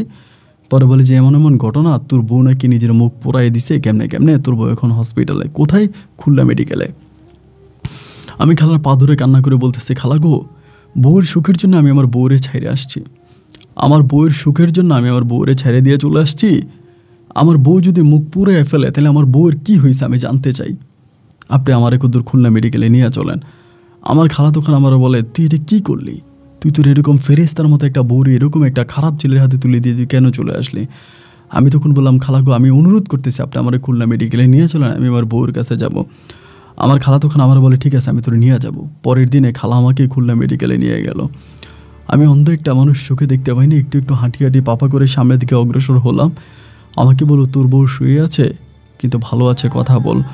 আমি তখন ডাক দিলাম, তারাবানু, তারাবানু বলে ডাক দেওয়াতে ও তখন মুচুর দিয়ে উঠলো, মুখটা তখন প্লাস্টার করা। ওটা বলতেছে, এই কী হয়েছে, কী হয়েছে, কে আসছে, কে আসছে? আমার স্বামী আসছে, মিলন আসছে, মিলন, মিলন। আমি তখন গিয়ে ওর হাতটা ধরলাম। হাত ধরার পরে ও তখন কান্না করতেছে। নার্স এসে বলতেছে, এই ওনাকে না বলছি রেস্টে থাকার জন্য, আপনারা সরেন, আপনারা সরেন। তারা বলে, ওরে নিয়ে না, ওরে নিয়ে আমি মরে যাবো, আমি ওর সাথে একটু কথা বলবো, ওর সাথে একটু কথা বলবো, আপনারা সবাই চলে যান, ওর একটু ভিতরে রাখেন। পরে নার্স বললো যে ঠিক আছে, একজন থাকুক, আপনারা সবাই বাইরে যান। পরে আমাকে ভিতরে রেখে সবাই বেরিয়ে গেল। তারা আমারে বলে, তুমি আমার রেখে কোথায় গেছিলা? আমি বললাম, আমি তো তোমারই সুখে রেখেই গেছিলাম। আমার বলি, সত্যি করে বলো তো তুমি কই গেছিলা? আমি বললাম, তারা, আমি খুব চিন্তা করে দেখেছি, আমি তো তোমাকে কোনো সুখ দিতে পারি না, আমি চোখে দেখতে পাই না, আমি একজন দৃষ্টি প্রতিবন্ধী। ডাক্তারের মতে আমার ঘরে কখনো সন্তান হবে না, আমি অসুস্থ একজন মানুষ। যার জন্য আমি চিন্তা করলাম, আমার ছোটো ভাইও দেখতে শুনতে ভালো, আমার ছোটো ভাই শিক্ষিত, আমার ছোটো ভাই হ্যান্ডসাম, সব দিক থেকে ঠিক আছে, আমার ছোটো ভাইয়ের সাথে তোমারে মানায়, আমার ছোটো ভাই তোমার বিয়ে করে জীবন অনেক সুখে রাখবে, শান্তিতে থাকবে।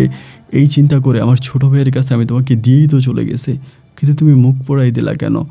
ও বলে, তুমি জানো এই পৃথিবীতে মানুষ সুন্দর হয় মন থেকে। একটা মানুষ মনের দিক থেকে যে সুন্দর, সে হচ্ছে প্রকৃতি সুন্দর। চেহারা সুন্দর, আর চেহারা সুন্দর ক্ষণিকের জন্য, কিন্তু মানুষের মনের সুন্দর সারা জীবনের জন্য। তোমার মনটা সাদা কাগজের মতো পরিষ্কার ধবধবা, খুব সুন্দর একটা মন, হয়তো তুমি চোখে দেখতে পাও না, কিন্তু তোমার ছোট ভাই নিকৃষ্ট একটা প্রাণী, এর চেয়েও নিকৃষ্ট কোনো প্রাণী হতে পারে না। আমি তখন বললাম, তারা, তুমি কি আমার ছোটো ভাইকে বিয়ে করছিলে? ও বলেন, না, বিয়ে ছাড়াই তো এখন তোমার ছোটো ভাই আমার চেহারাটা দেখে আমাকে যখন চিলিয়ে খেতে চেয়েছিল, 3টা মাস আমি তোমার অপেক্ষায় ছিলাম। আমি জানি তুমি একদিন ফিরে আসবা, তুমি যেখানেই যাও তুমি ফিরে আসবা। আমি 3টা মাস তোমার অপেক্ষায় ছিলাম, যখন দেখলাম নিজেকে আর ঠিক রাখতে পারিনি। এরই মাঝে তারার বাবাও কিন্তু মারা গেছে, অনেক আগেই মারা গেছে, আমি বলতে ভুলে গেছিলাম। বলে, আমার যাওয়ার কোনো জায়গা ছিল না। শেষ পর্যন্ত যখন এই চেহারাটাই আমার জীবনে কাল হয়ে দাঁড়ালো, আমার এই সুন্দর চেহারায় যেহেতু তোমার ভাইয়ের চোখ সুক্ষুষ করলো, আমি শুধু তোমার সংসার করার জন্য, তোমাকে আমার কাছে ফিরিয়ে নিয়ে আসার জন্য, তোমার বউ হিসাবে সারা জীবন থাকার জন্য আমি গরম ফুটন্ত পানি আমার নিজের মুখে আমি ঢেলে দিই, আমার চামড়াটা পুড়ে যায়।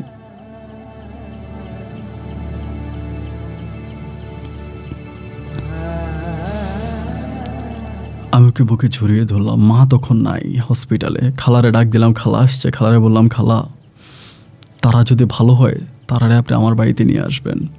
আমি আমার ফুল ঠিকানা তারার কাছে দিয়ে গেলাম যে তারা আমি এই জায়গায় আছি। আমার খালা তখন আমার আবার খালার বাড়িতে যশোরে নিয়ে গেল, এবং এরপরে তারা যখন মোটামুটি সুস্থ হলো 10-12 দিন পরে, তারা তখন ডিরেক্টলি হসপিটাল থেকে আমার খালার বাড়িতে চলে গেল। খালার বাড়িতে চলে যাওয়ার পর আমি তখন খালার বাড়িতে তারাকে নিয়ে আলহামদুলিল্লাহ বেশ ভালোই আছি।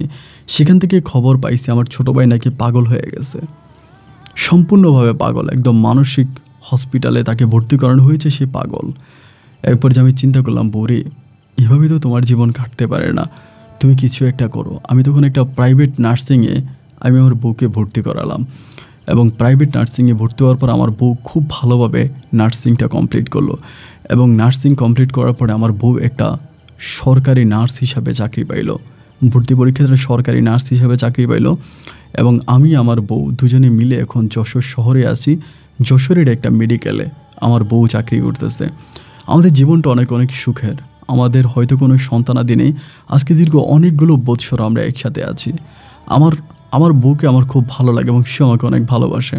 আবন ভাই, আমার বউ আমাকে বলে ইউটিউব দেখো, আমি তো ইউটিউবে কোনো কিছু দেখতে পাই না।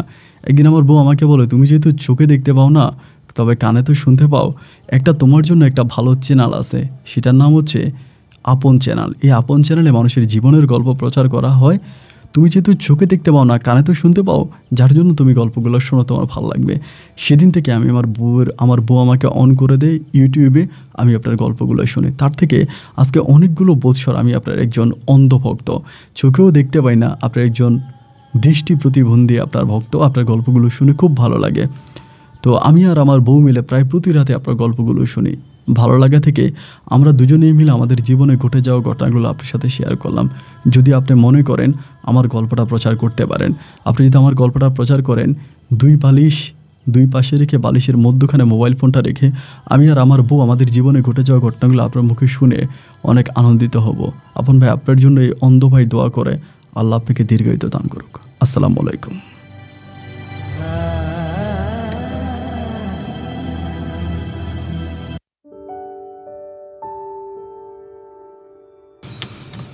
প্রিয় বন্ধুগণ, সবাইকে অনেক বেশি ধন্যবাদ এতক্ষণ পর্যন্ত খুলনার ভাই মিলনের জীবনের বাস্তব গল্পটা শুরু থেকে শেষ পর্যন্ত আমার মুখ থেকে শোনার জন্য। আল্লাহ চাইলেই কি না পারে, আল্লাহর পক্ষে সবই সম্ভব।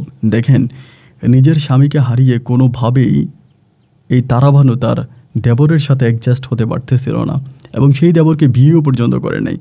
যতটুকু জানা গেল, মানিক খুবই শিক্ষিত একটা ছেলে ছিল, দেখতে শুনতে ভালো ছিল, যদিও মানুষরূপী একটা নরম পিশাচ ছিল, কিন্তু সে কোনোভাবেই তার অন্ধ স্বামীর প্রতি অন্ধ ভালোবাসা রেখেই সে তার দেবরের সাথে অ্যাডজাস্ট হতে পারেনি। এবং সর্বোপরি তারাভানু মানিককে বিয়ে না করে মিলনের জন্য অপেক্ষা করতেছিল, এবং মিলনের জন্য অপেক্ষায় আল্লাহর দরবারে একটা সময় কবুল হলো। শেষ পর্যন্ত মিলনের সাথেই তার সংসার হলো। তবে এই গল্পে একটা জিনিসই স্পষ্ট হলো, মানুষের চেহারায় প্রকৃত সৌন্দর্য চেহারার মধ্যে থাকে না। একটা মানুষ প্রকৃতভাবে সুন্দর হয়ে থাকে তার মন থেকে। একটা মানুষের মনের রং যদি সুন্দর থাকে, তবে সেই মানুষটাই সুন্দর।